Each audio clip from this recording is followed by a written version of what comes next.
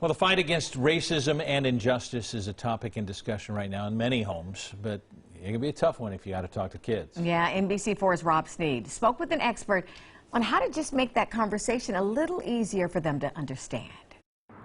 Talking about racism with your children can be uncomfortable for some, but I'm told the best way to go about it is to be honest and direct. Because we have not even talked about it as a country. The fact that so many parents and adults have never had a conversation about racism, that lets us know right there in itself that we're not past it and we need to definitely still continue to talk about it. Brittany Pope with Ohio Guidestone knows images like this can be confusing to children who aren't familiar with them.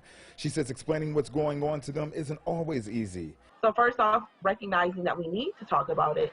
And second off, actually having some introspection where you stand as an adult, where you stand with your family. So as you mentioned, there are many families where this is not a new phenomenon, but maybe they have not talked about it in a pointed way. As a mother of two, she suggests other parents use tools like books and pictures to explain racism. So I try to build on top of that, using books and using video footage and even some cartoons, such as some of the video clips that are a little hard to watch where people were getting hosed down, and try to bring that fast forward now.